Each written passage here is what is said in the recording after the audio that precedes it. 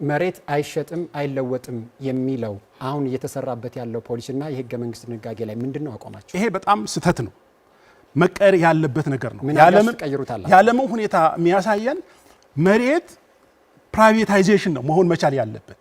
መሬት በባለቤትነት መንግስት መቆጣጠር የለበትም ብለን እናምናለን። ይሄ ደግሞ በድሃውና በሀብታም ከፍተኛ የሆነ ልዩነት እየፈጠረ ነው። እናንተ ምን ታደርጋላችሁ? እናንተ መንግስት ብትሆኑ?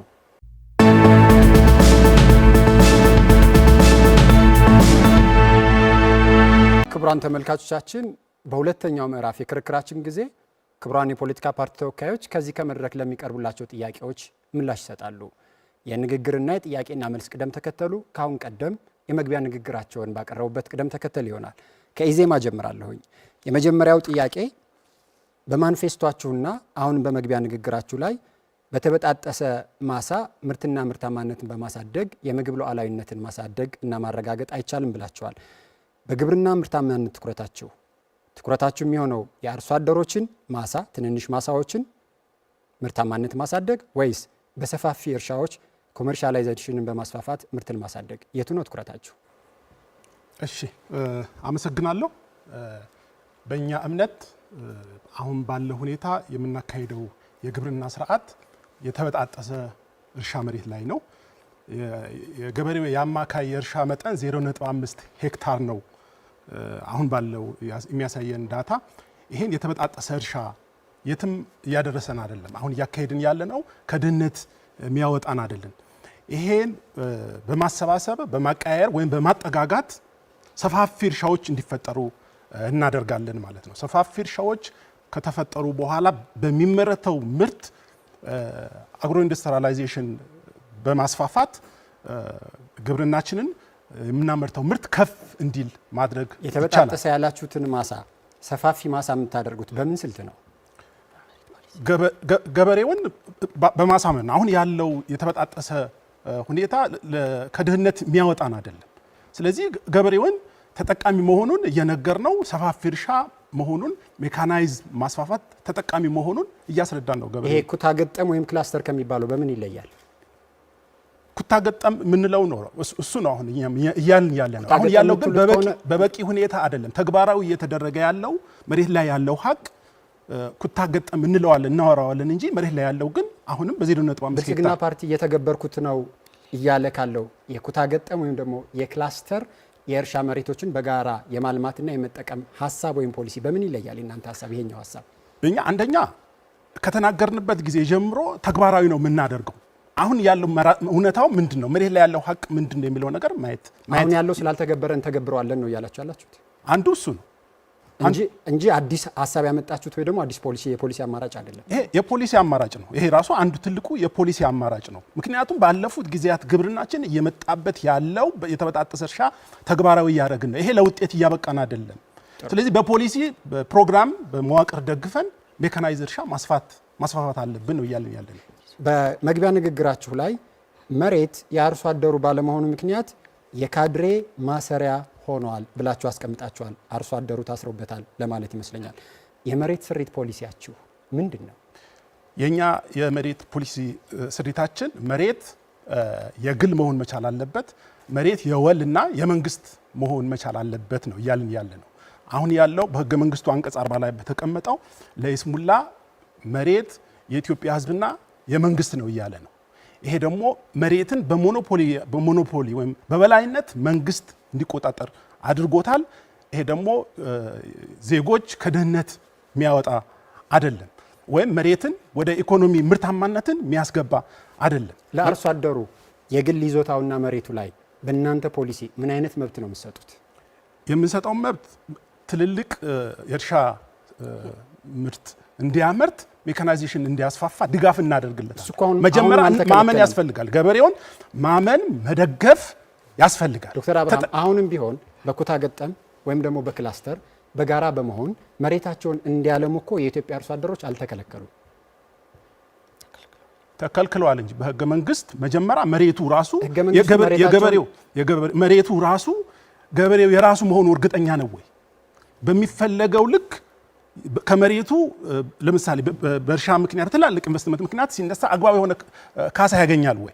አንድ ሁለተኛ እንዲጠቀም ከመሬቱ ባለቤት የመሆን ጉዳይ ራሱ ጥያቄ የሚነሳበት ነው። መሬት አይሸጥም አይለወጥም የሚለው አሁን እየተሰራበት ያለው ፖሊሲና የህገ መንግስት ድንጋጌ ላይ ምንድነው አቋማቸው? ይሄ በጣም ስህተት ነው፣ መቀየር ያለበት ነገር ነው። የዓለምን ሁኔታ የሚያሳየን መሬት ፕራይቬታይዜሽን ነው መሆን መቻል ያለበት።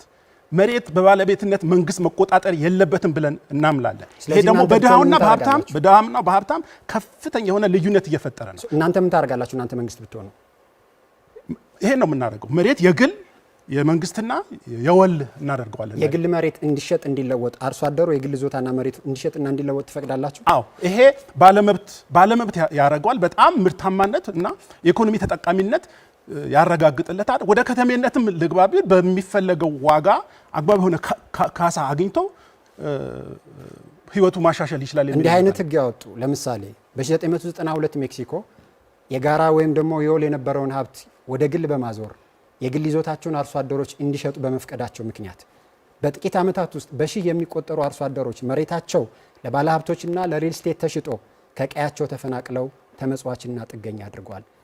እንዲህ አይነት ፍቃድ እንዲህ አይነት ችግር ያስከትላል። ይሄ ምናልባት ያተገባበር ስርዓት ሊሆን ይችላል። ወደኛ ጋር ነው የራሳችን ሁኔታ ምንድን ነው፣ ከባለፉት ጊዜያት ከተሞክሮ ያየነው ስህተት ምንድን ነው የሚለው ነገር በደንብ ማየት መቻል አለብን።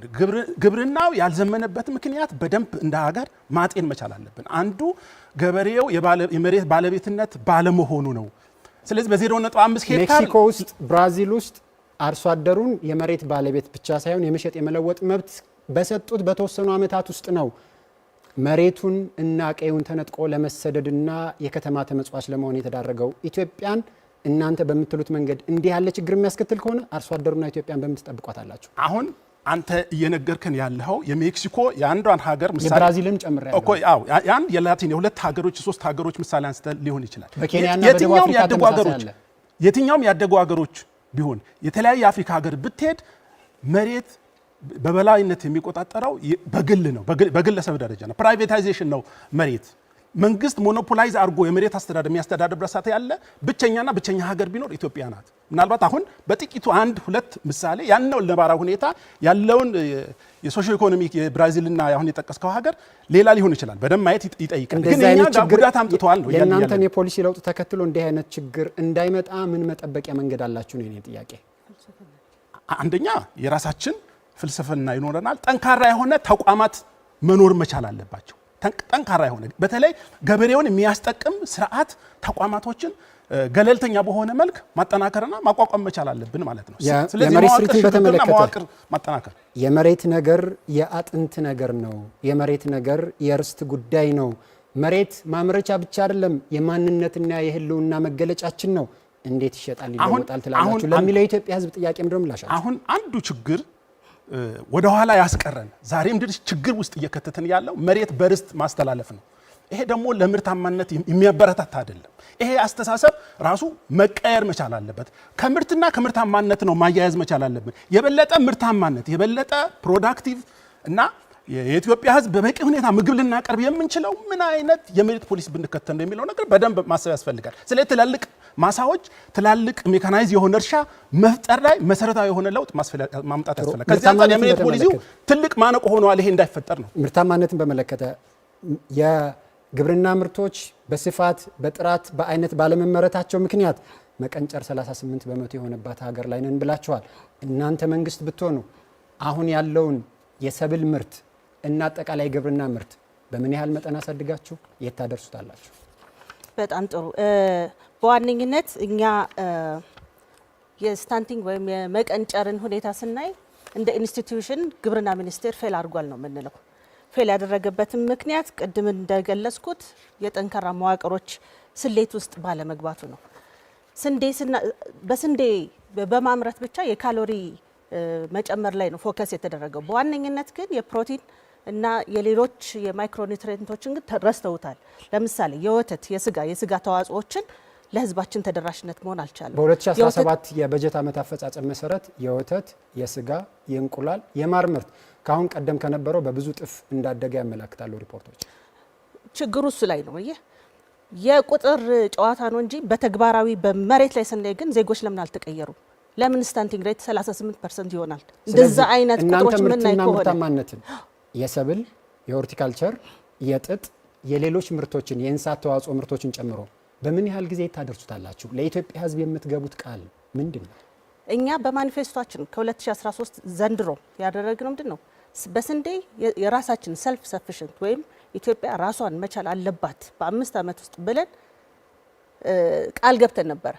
ያንን ማናደርግ ከሆነ ግን ከስልጣን መልቀቅ እስከዛ ድረስ እንችላለን ብለን ማኒፌስቶአችን ላይ በግልጽ ሁኔታ አስቀምጠናል። በ5 ዓመቱ መጨረሻ ላይ ስንዴ ምርትን ታደርሱታላችሁ? አሁን የምትገቡት ቃል ካላችሁ ራሳችንን መቻል አለብን። ይሄ ማለት ተደራሽ ይሆናል። ለእያንዳንዱ ማህበረሰብ የሚመረተው ምርት እስከ ቤቱ ድረስ መድረስ አለበት። ይሄ ማለት የዳቦ ዋጋ፣ የመኮሮኒ፣ የፓስታ ወዘተ ቤታችን ውስጥ የምንጠቀማቸው አሁን የስንዴ ምርት ከ150 ሚሊዮን ኩንታል በላይ ደርሷል። ስንት ታደርሱታላችሁ?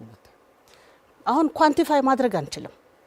አሁን ኳንቲፋይ ልናደርገው አንችልም፣ ግን ተደራሽ መሆን አለበት ነው። ማህበራዊ ፍትህ ማለት ተመርቱትና በቁጥር ኳንቲፋይ አድርጋችሁ እንደማመጥና ማህበራዊ ፍትህ ስንል ምንድነው? ተደራሽነት፣ የሀብት ክፍፍል እንዲኖር አይደለ? ፍልስፍናችን እንደ ኢዜማ ፒላሮቻችን እነዚህ ናቸው። ተደራሽ ማይሆን ከሆነ እኮ እዚህ ጋር መቆምና መከራከር አይጠበቅብንም። የቁጥር ጨዋታ ሳይሆን መሬት ላይ ምን ተሰራ፣ ህዝቡ ተጠቃሚ ነው ወይ ነው ጥያቄው። ምርታማነት ከቁጥር ውጭ ሊለካ ይችላል? ምርታማነት በህዝቡ ህይወት ላይ ይለካል። ጥሩ። የግብርና ግብዓት አቅርቦትን በተመለከተ አርሶ አደሩ የማዳበሪያ ዋጋ ጎበጠኝ እያለ ነው። በመካከለኛው ምስራቅ ያለው ግጭት የማዳበሪያ ዋጋውን 40% እንዲጨምር ምክንያት ሆኗል። ምንድነው መፍትያችሁ? መፍትያችንማ ሉዓላዊነት ነው። ሉዓላዊነት ስንል እኮ በራሳችን አቅም በራሳችን ሪሶርስ አገራችን ውስጥ ማምረት መቻል ነው። የአፈር ማዳበሪያ ባሉን የማዕድናት ማምረት እንችላለን። መንግስት ብትሆኑ የማዳበሪያ ምርትን ከመቼ ጀምሮ ምን ያህል ተመርታላችሁ? ስልጣን ከዛስ ጀምሮ በ5 ዓመት ውስጥ ራስን ትችላለህ። ምናልባት የአፈር ማዳበሪያ ጋር በተያያዘ ማለት ነው ይሄ መቀር ያለበት ነገር ነው። ሀገራችን ለመሬት አላት። ለማዳበሪያ ማዘጋጃ የሚጠቅሙ በርካታ ሀብቶች አሉ። ስለዚህ ባዮ ፈርቲላይዘር የምንራቸው ከኮምፖስት የሚሰሩ ኦርጋኒክ የሆኑ ማዳበሪያዎችን ገበሬዎቻችን ማለማመድ መቻል አለብን። አሁን እኮ ያመጣነው ማዳበሪያ እኮ መሬቱ ተለማምዶ ምርት ራሱ መስጠት ያቆመበት ሁኔታ ነው ያለው። ይሄ መፍትሄ ምንድነው? ኦርጋኒክ የሆኑ ፈርቲላይዘሮች ብዙ ማዳበሪያ አይነቶች አሉ። እዚሁም ይመረቱ እዚሁም ማምረት የምንችላቸው ማለት ነው። ኮምፖስት ሊሆን ይችላል፣ ከባዮጋዝ ተረፈ ምርት፣ ከግብርና ተረፈ ምርት፣ አገር ውስጥ የሚዘጋጁ ማዳበሪያዎችን በጣም እናበረታታለን። ምግቡ ራሱ ኳሊቲው በጣም ጠንካራ ነው ወይም ተስማሚ ነው ለዜጋው ማለት ነው። ኦርጋኒክ የሆነ ምግብ ትባላለህ ወደ ውጭ ስትሄድ። እኛን ጋር ይሄ ነው መለማመድ ያለብን። አንዱ ከማዳበሪያ አጠቃቀማችን ነው የሚጀምረው። አመሰግናለሁ። በቆማችሁበት ቅደም ተከተል መሰረት የመጀመሪያውን የመግቢያ ንግግር ታቀርባላችሁ። ኢዜማ 5 ደቂቃ። እናመሰግናለን ፋና መድረክ። ክቡራትና ክቡራን የሀገሬ ዜጎች፣ ዛሬ እዚህ የቆምኩት በማንነት ፖለቲካ ጭጋግ ውስጥ ላለችውና በግብርና ሴክተር ውስጥ በመንግስትና በፓርቲ መካከል ያለው ድንበር ለጠፋባት ሀገራችን የዜግነት ክብርን የሚያስቀድም የአርሶና የአርብቶ አደሩን የኢኮኖሚ ነጻነት የሚያረጋግጥ የኢዜማን አማራጭ የግብርና ፖሊሲ ራዕይ ይዤ ነው። ያለ ጥርጥር እኛ ኢዜማውያን የምናምነው ግብርና የኢትዮጵያ ኢኮኖሚ የጀርባ አጥንት ብቻ ሳይሆን የዜጎች የነጻነትና የሉዓላዊነት መሰረት መሆኑን ነው። ነገር ግን ዛሬ እውነቱን እንነጋገር ፊት ለፊት ብለን ባሰብነው መሰረት ግብርናችን በፖለቲካዊ ታማኝነትና የተለያዩ ትርኢቶች ተወጥሮ እዛም እዚህ ይገኛል። መንግስት በመስኖ ልማት የስንዴ ምርትን በ2017 ዓ.ም 2.9 ሚሊዮን ሄክታር ላይ 136 ቢሊዮን ኩንታል ደርሰናል፣ ስንዴን ኤክስፖርት እያደረግን ነው የሚለው ድምፅ በየመገናኛ ብዙሃኑ ብንሰማም በበሬ ትከሻና በተበጣጠሰ ማሳ ላይ ገበሬው የመሬት ባለቤትነት ባልሆነበት ሁኔታ የግብአትና የምርጥ ዘር እኔ ያልኩልህን ብቻ ዝራ የሚባልበትንና የሽያጭ ዋጋ ተመን አምራቹ በማይተምንበት ሁኔታ አልፎም ተርፎ ምርታችን በቂ እያለ 15 ሚሊዮን በላይ ዜጎቻችን በረሃብ ውስጥ ያሉ ዘላቂ የምግብ ሉዓላዊነት ይቅርና መሰረታዊ የምግብ ዋስትና እንኳን ሊመጣ አይችልም።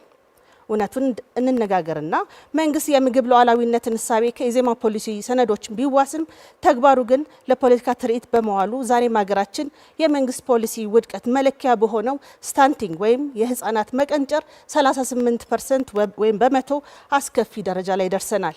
ይህም 30% በላይ በመሆኑ የግብርና ሚኒስቴር እንደ ተቋም ውድቀት ላይ ይገኛል። ህፃናቶቻችን በማደጊያ እድሜያቸው ምግብ አጥተው በሚቀነጭሩባት አገር ስንዴ ላክን ብሎ መፎከር የሞራል ውድቀት እንጂ የኢኮኖሚ ስኬት ሊሆን አይችልም። የስንዴ ተመረተ እንጂ የፓስታ፣ የመኮሮኒ፣ የዱቄት ምርትን ወይም ዳቦ አቅርቦት ወዘተ ሲጨምር እንጂ ሲቀንስ በዋጋ አላየንም። ከዚህም ጋር ተያይዞ የሀገራችን ዳርቻዎች የስጋና የወተት ሀብት ጋሻ የሆኑትን አርብቶ አደሮቻችን ላይ የትኩረት ማነስ በእጅጉ ይታያል። ኢዜማ ግን አርብቶ አደሩን ወደ ኢንዱስትሪ በማሻገር ሉዓላዊነታችንን ማረጋገጥና የአካታችና የፍትሐዊነትን ዋስትና ለአርብቶ አደሩ በእጅጉን ይሰጣል። ይልቁንም ኢዜማ አማራጭ የግብርና ስልቶችን ይዞ በመምጣት ግብርናን በቀጠናዎች ያመርታል። ይህም ማለት የስንዴ ቀጠናዎችን በደጋማና በቆዳማ አካባቢዎችን ሜካናይዜሽንን በታገዘ ምርት ያሳድጋል። ሁለተኛ የቅባት እህሎችን ቀጠና በሚል ጥሬ ምርት ልከን ዘይት በውድ ዋጋ የምናገኝበት ታሪክ ይቀራል። ሶስተኛ የእንስሳት ሀብት ቀጠና የምንላቸው የአፋር፣ የሶማሌ፣ ቦረና ግዙፍ የስጋና የወተት ማቀናበሪያዎች በመገንባት አርብቶ አደሩን በቁሙ የሚሸጠውን ተረጅነት ወደ ኢንዱስትሪ መርነት እናሸጋግረዋለን። የቡናና ፍራፍሬ እንዲሁም የቅመማ ቅመም ቀጠናዎችም ዓለም አቀፍ ተወዳዳሪነት ስልት በሚኖረው ሁኔታ እናዘምነዋለን። ወገኖች ያለ መሬት ባለቤትነት የምግብ ሉዓላዊነታችንን ልናገኝ አይቻልም። መሬት የገበሬው ሀብት ሳይሆን የካድሬው ገበሬ ማሰሪያ ገመድ ሆኗል። ገበሬው ወደ ከተማ ሄዶ ከተቢነትን መሬት ይወሰድብኛል በሚል ስጋት በቁራሽ መሬት ላይ ታግቶ ተይዟል። የአፈር ማዳበሪያ ግብአቶችን ለማግኘት በካድሬው ሰንሰለት ታስሮ ይገኛል። አርብቶ አደሩም እንደዚሁ። በመሆኑም የኢዜማ የገጠር ትራንስፎርሜሽን ራዕይ የሀገር ውስጥ ፍልሰትን ስርዓት ማስያዝ፣ ትልቅና ሰፋፊ እርሻዎችን በጥቂት ገበሬዎች እንዲመረቱ በማድረግ አርሶና አርብቶ አደሩን ማዘመን፣ መደገፍ ብሎም ማዘመንን እንከተላለን። አሁን ያለው 20 በመቶ የከተሜነት ምጣኔ በ5 ዓመት ውስጥ ወደ 55 በመቶ ከፍ በማድረግ በገጠር መካከለኛ ከተሞችን የአግሮ ኢንዱስትሪ ማዕከላት አድርገን እንገነባለን። የገበሬውና የአርብቶ አደሩ ልጆች ሳይንስና የብዙሃን እድሎችን ማስፋፊያ ቦታዎች እናደርጋቸዋለን። ኢዜማን መምረጥ የአርብቶና የአርሶ አደሩን ሴቶች፣ ወጣቶች የፖለቲካ ማማያ ሳይሆን የመሬትና የካፒታል ባለቤት ማድረግ ነው። ኢዜማን መምረጥ ከልመና ከእርዳታ ወጥተን በዜግነት የምንኮራባት ተቋሞቻችንን ጠንካራ የምናደርግባት ሉዓላዊት ኢትዮጵያን መገንባት ነው። ኢዜማን መምረጥ አሁን ያለንበትን 38 በመቶ አገር አቀፍ የመቀንጨር አደጋ በ5 ዓመት ውስጥ 15% በማውረድ እንሰራለን ማለት ነው። ምርጫችሁ ምንጊዜም ኢዜማን ይሁን። ኢዜማ ምልክቱ ሚዛን ነው። ሚዛን ምርጫችሁ እንድታደርጉ ጋብዛችኋለሁ። አመሰግናለሁ። እናመሰግናለን። ብልጽግና ፓርቲ 5 ደቂቃ። የተከበራችሁ የኢትዮጵያ አርሶ አደሮች፣ አርብቶ አደሮች፣ ውድ ኢትዮጵያውያን፣ በቅድሚያ እንኳን ለ7ኛው ጠቅላላ ምርጫ በሰላም አደረሳችሁ አደረሰን ለማለት እንወዳለን።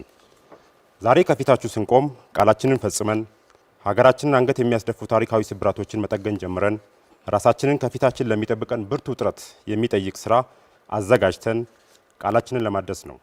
ቀደም ሲል የነበረው የግብርና ዘርፍ በአብዛኛው በአነስተኛ ይዞታ ለፍጆታ የሚያመርት ዝቅተኛ ቴክኖሎጂ የሚጠቀም በዝናብ ላይ ጥገኛ የነበረ የደንና ተፈጥሮ ሀብት መመናመንና መጎሳቁልን ያስከተለ ማሻገርም ያልቻለ ነበር። ብልጽግና ግብርና የኢኮኖሚ ዘርፍ ብቻ ሳይሆን የሀገራችን የሉዓላዊነት የብሔራዊ ክብርና የህልውና መሰረት ነው ብሎ በጽኑ ያምናል። ሀገራችን ለዘመናት የአባይ ውሃ እያላት የተጠማች፣ ለም መሬት እያላት የተራበች ያስባላትን የታሪክ ስብራት በመጠገን በኢኮኖሚያችን ላይ ልዩነት የፈጠሩ ፈርቀዳጅ ስራዎችን እየሰራን ነው። የእኛ ሀሳቤ ግብርናን ከሞፈርና ዝናብ ጥገኝነት ማላቀቅ፣ አርሶና አርብቶ አደሩን ደግሞ ከዕለት ደራሽ እርዳታ ጠባቂነት አውጥቶ የሉዓላዊነት ክብርን እንዲቀዳጅ ማድረግ ነው። በዚህ ረገድ ከተመዘገቡ ተጨባጭ ውጤቶች መካከል ሀገራዊ አጠቃላይ ምርት መጠንን ከነበረበት 516 ሚሊዮን ኩንታል ወደ 1.57 ቢሊዮን ኩንታል፣ የታረሰ መሬት መጠንም ከ12.6 ሚሊዮን ሄክታር ወደ 32.2 ሚሊዮን ሄክታር አሳድገናል። ለስንዴ ግዢ በየዓመቱ ይወጣ የነበረውን $1 ቢሊዮን የውጭ ምንዛሪ በማስቀረት ኢትዮጵያ ዛሬ ትርፍ ምርት ወደ ውጭ መላክ የጀመረችበት አዲስ ምዕራፍ ላይ ትገኛለች። በሩዝ ኢኒሼቲቭ 13.1 ሚሊዮን ኩንታል የነበረው ገቢ ምርት ወደ 4.4 ሚሊዮን ኩንታል ዝቅ እንዲልና ሀገራችን ሩዝ ከውጭ ለማስገባት ታወጣ የነበረውን $442 ሚሊዮን በማዳን ኢትዮጵያ በልጆቿ ጥረት ራሷን መመገብ እንደምትችል በተግባር አሳይተናል። በሌማት ትሩፋትና የእንስሳት ሀብት ልማት በሰራናቸው ስራዎች የወተት ምርትን ከነበረበት 4.3 ቢሊዮን ሊትር ወደ 13.7 ቢሊዮን ሊትር፣ የእንቁላል ምርትን ከ1.1 ቢሊዮን ወደ 9.8 ቢሊዮን እንዲሁም የማር ምርትን ከ86000 ቶን ወደ 204000 ቶን በማሳደግ የምግብ ዋስትናችንን ከማረጋገጥ ባሻገር የዜጎቻችንን መርጦ የመመገብ መብት እያረጋገጥን እንገኛለን። ግብርናውን ከሰውና ከእንስሳት ጉልበት ለማላቀቅ የትራክተሮችን ቁጥር ወደ 27000 የኮምባይነሮችን ቁጥር ደግሞ ወደ 9000 አድርሰናል። በፓርቲያችን አስተባባሪነት ትጉህ አርሶ አደር፣ ትጉህ አርብቶ አደርና መላው ህዝባችን በነቂስ እየወጣ የተከለው 48 ቢሊዮን ችግኝ የሀገሪቱን የደን ሽፋን ከነበረበት 14.7 በመቶ ወደ 23.6 በመቶ ከፍ አድርገን ለአየር ንብረት ለውጥ አጀንዳ ተግባራዊ ምላሽ በመስጠት ተምሳሌት መሆን ችለናል። በመሰረተ ልማት ረገድም የመንገድ አውታርን 182000 ኪሎ ሜትር፣ የንጹህ መጠጥ ውሃ ተደራሽነትን 71 በመቶ፣ የሞባይል ተጠቃሚዎችን 97 ሚሊዮን በማድረስ የአርሶ አደሩን ህይወት በተጨባጭ እየቀየርን እንገኛለን። ፓርቲያችን የህልውናችንና የሉዓላዊነታችን ደጀን ለሆነው አርብቶ አደር ህዝባችን የሰጠውን ትኩረት የመስኖና ቆላማ አካባቢ ሚኒስቴርን በማቋቋምና በመስኖ ልማት ረገድ ተጨባጭ ስራዎችን በማከናወን አስመስክሯል። የበጋ ስንዴ፣ የሩዝ፣ የሌማት ትሩፋትና የአረንጓዴ አሻራ ኢኒሼቲቮቻችን ተራ ንግግሮች ሳይሆኑ በፓርቲያችን አመራር ሰጭነት ህዝባችን ሌት ተቀን ደክሞ እየሰራ ውጤት ያስመዘገበባቸውና ኢትዮጵያን አዲስ የታሪክ ምዕራፍ ላይ ያስቀመጡ ክስተቶች ናቸው። ውድ ኢትዮጵያውያን፣ ኢትዮጵያ ከራሷ አልፋ ሌሎችን የምትተርፍበት ጊዜ አሁን ነው። ኢትዮጵያ አፍሪካዊት የብልጽግና ተምሳሌ የምትሆንበት ጊዜ አሁን ነው። ኢትዮጵያዊነት ሀፍረት ሳይሆን ኩራት የሚሆንበት ጊዜ አሁን ነው። የብልጽግና ጉዞ የሀገርንና የዜጋን ክብር የማስጠበቅ ጉዞ ነው። የብልጽግና ጉዞ ራስን የመቻልና ሉዓላዊነትን የማስጠበቅ ጉዞ ነው። የብልጽግና ጉዞ ኢትዮጵያን ወደ ተምሳሌት ሀገር የማሻገር ጉዞ ነው። ይህን ጅማሮ ዳር ለማድረስ ብልጽግናን ይምረጡ። ብልጽግና ማለት መጀመር ሳይሆን መጨረስ ነው። ብልጽግና ማለት ማቀድ ብቻ ሳይሆን ተግብሮ ውጤት ማምጣት ነው። ለልጆቻችሁ የተሻለች ሀገር ለማውረስ የጀመርነውን የተምሳሌትነት ጉዞ ዳር ለማድረስ ብልጽግናን ይምረጡ። የምርጫ ምልክታችን የስንዴ ነዶ ነው። የስንዴ ነዶ የመተባበር የአንድነትና የሉዓላዊነት ምልክት ነው። ብልጽግናን መምረጥ ማለት የኢትዮጵያ ዲሞክራሲ ሲዳብር፣ የኢትዮጵያ ፍትህ ሲሰፍን፣ የኢትዮጵያ የባህር በር ሲከፈት፣ የኢትዮጵያ ሁለንተናዊ ብልጽግና ሲረጋገጥ፣ የኢትዮጵያ ክብር ከፍ ሲል የማየትን እድል መምረጥ ማለት ነው። ኢትዮጵያን ወደ ተምሳሌት ሀገር ብልጽግናን ይምረጡ። አመሰግናለሁ። የምርጫ ምልክታችን የስንዴ ነዶ ነው። የስንዴ ነዶ የትብብር የአንድነትና የሉዓላዊነት ምልክት ነው። አመሰግናለሁ። እናመሰግናለን። ትብብር ለኢትዮጵያ አንድነት 5 ደቂቃ አለዎት። አመሰግናለሁ። የተከበርክ የኢትዮጵያ ሕዝብ ሆይ ከፊታችን የአንተን የተከበረ ታሪካዊ የውሳኔ ድምፅ የሚሻ ቀን እየመጣ ነው።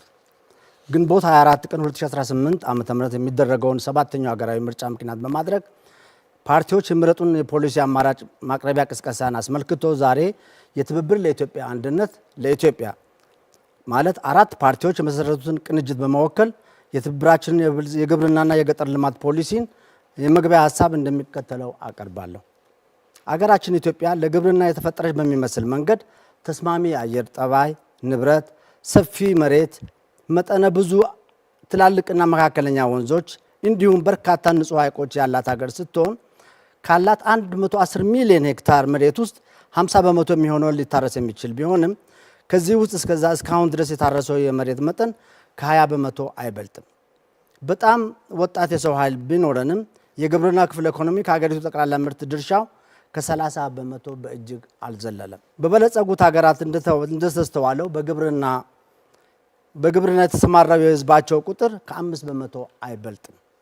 ይህ አሃዝ በሀገራችን ግን 70 በመቶ የሚሆነው ጠቅላላ የህዝብ ብዛት በግብርና ክፍለ ኢኮኖሚ ውስጥ ታጭቆ ይገኛል። በምግብ ራስን መቻል አቅቶናል። ባለፈው የፈረንጆች ዓመት 2025 ዓመት ከ10 ሚሊዮን ህዝብ በላይ ሰብአዊ የምግብ እርዳታ ሊቀበል ተገዷል። በዚሁ ዓመት ማለት በ2025 የፈረንጆች ዘመን አቆጣጠር ከ4 ሚሊዮን በላይ የሚሆኑ ዜጎች ከመኖሪያ ቀያቸው ተፈናቅለው በመጠለያ ውስጥ በከፍተኛ ችግርና ረሃብ ይገኛሉ። በመሆኑም የኢትዮጵያ ለትብብር ፓርቲ ወይም ደግሞ ቅንጅት የሚከተሉትን ለማስፈጸም ቆርጦ ተነስቷል። 1. በገጠሩ የኢትዮጵያ ክፍል የኢኮኖሚ ለውጥ እንዲኖር በቅድሚያ የገበሬው የመሬት ህጋዊ ባለቤትነት መብት መረጋገጥ ይኖርበታል። ገዢው ፓርቲ መሬትን በመንግስት ባለቤትነት ስር እንዲቆይ በማድረግ በህገ መንግስታዊ ድንጋጌ በማሰር የገበሬውን መብት የገደበበትና የመሬትን የኢኮኖሚ ጠቀሜታ ዋጋ ቢስ ያደረገበት ስርዓት እንዲለወጥ በማድረግ የትብብር ለኢትዮጵያ አንድነት በርትቶ የሚሰራበት ቀዳሚ ተግባር ነው። 2. መሬት በግል በወልና በመንግስት ይዞታ ስር እንዲሆንና የይዞታ አወሳሰኑን በመሬት አጠቃቀም ረገድ በሀገሪቱ ልዩ ልዩ አካባቢዎች ያሉትን ታሪካዊ ባህላዊና መዋቅራዊ ሁኔታዎችን ከግምት ውስጥ እንዲያስገባ ይደረጋል። በግለሰብ ይዞታ ስር የሚሆነውን መሬት ባለቤት የሆነው ዜጋ ለመሸጥ፣ ለመለወጥ፣ በዕዳ ለማስያዝ፣ ለማከራየትና ለማውረስ የሚያስችል መብት እንዲኖረው የሚፈቅድ ህጋዊ ዋስትና ይሰጠዋል። 3 የግብርናው ዘርፍ ከሌሎች የኢኮኖሚ ዘርፎች ጋር በመተሳሰርና በመመጋገብ ከፍተኛ የስራ ዕድል እንዲፈጥርና የውጭ ምንዛሬ በሚያመነጭ መንገድ ይደራጃል። 4 በገጠር የዕደ ጥበብ ስራዎች አግሮ ኢንዱስትሪዎችን በማስፋፋት በገጠሩ ውስጥ የሚገኙ ከተማዎች የኢንዱስትሪ ማዕከላት በማድረግ በእርሻ ስራ የተሰማራ ህዝብ ቁጥር እንዲቀንስ ያደርጋል። ይህም በሚቀጥለው 5 ዓመት ስልጣን ላይ በምንኖርበት ጊዜ በግብርናው ላይ የተሰማራው የህዝብ ብዛት ከ70% ወደ 50% ዝቅ እንዲል ሁኔታዎችን እናመቻቻለን። ውድ የሀገሬ ህዝቦች ትብብር ምንም እንኳን በ4 ፓርቲዎች የተመሰረተ ቢሆንም 4ቱም ፓርቲዎች የረጅም ጊዜ ልምድ፣ እውቀት፣ ክህሎት ያዳበሩ በመሆናቸው አስተማማኝ የፖሊሲ ማስፈጸም አቅምም አላቸው። በመሆኑም ትብብርን መምረጥ ኢትዮጵያን ማሻገር ነው፣ ከረሃብ ማውጣት ነው፣ ከድህነት ማላቀቅ ነው። በመሆኑም የትብብር የምርጫ ምልክት አውራጣት ነው። አውራጣት የሁሉን የማስተባበር የመቻል የአቅም ማሳያ በመሆኑ አውራጣትን ይምረጡ። የሚቀጥለውን ጊዜ መልካም የምርጫ ጊዜ እንዲሆን እንመኛለን። አመሰግናለሁ። አመሰግናለሁኝ። የኦሮሞ ነጻነት ግንባር ኦነግ 5 ደቂቃ አላችሁ። የተከበርክ የኦሮሞ ህዝብ፣ የኢትዮጵያ ብሔር ብሔረሰቦች ህዝቦች ለ7ኛው የአገር አቀፍ ምርጫ እንኳን በሰላም አደረሰን አደረሳችሁ። የግብርናና የገጠር ልማትን መሰረታዊ ነጥቦች ከማንሳታችንና ፖሊሲያችን ከማቅረባችን በፊት ተግዳሮቶቹ ምን እንደሆኑ ትንሽ ላስታውሳችሁ። የገበሬው እርሻ መሳሪያ ወደ ምቹ የተሻሻሉ የእርሻ ቴክኖሎጂዎች ባለመሸጋገሩ የግብርና አሰራር መሳሪያ ከተለመደው አልተላቀቀም። በመሆኑም የግብርና ስራ በኋላ ቀር አሰራርና አመራረት ላይ ተወስኖ ይገኛል። የግብርና ስርዓቱ የአየር ንብረት ለውጥን የሚቋቋም ባለመሆኑ ችግሮች ከህዝባችን የመቋቋም አቅም ጋር የማይመጣጠን በመሆኑ ለድርቅ፣ ለዝናብ እጥረት፣ ጎርፍ፣ ለነፍሳት ወረርሽኝ በተደጋጋሚ ተጋላጭ ሆኖ ቆይቷል።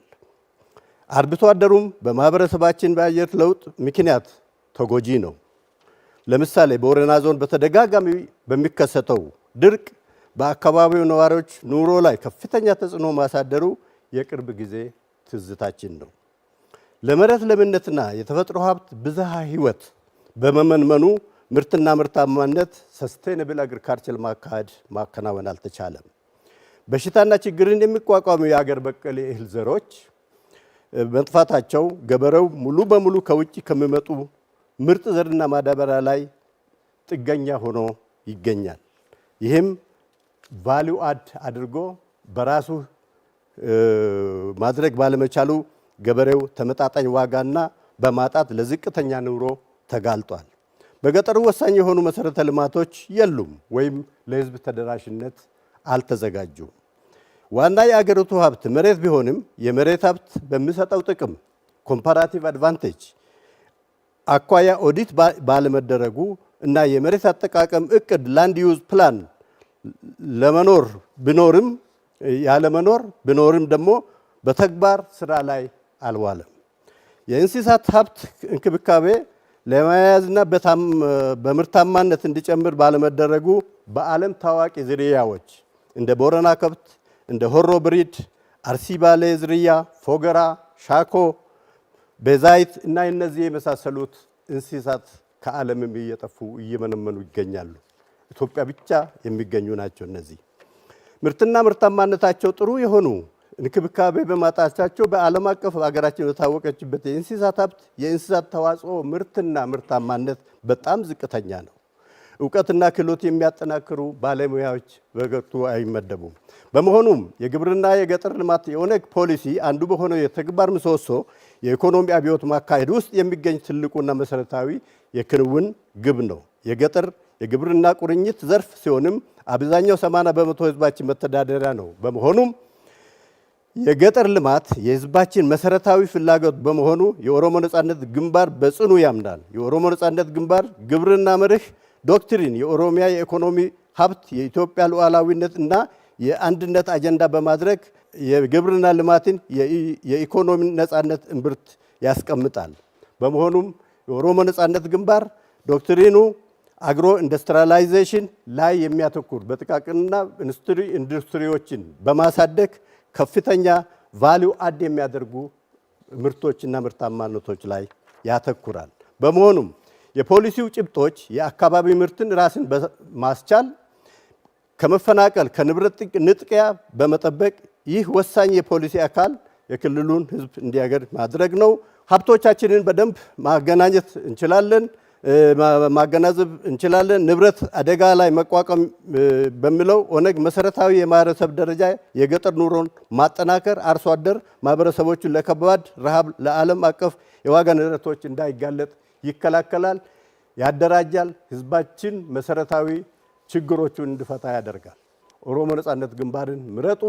የኦሮሞ ነጻነት ግንባር የሰላም፣ የደህንነት፣ የዋስትና ነው።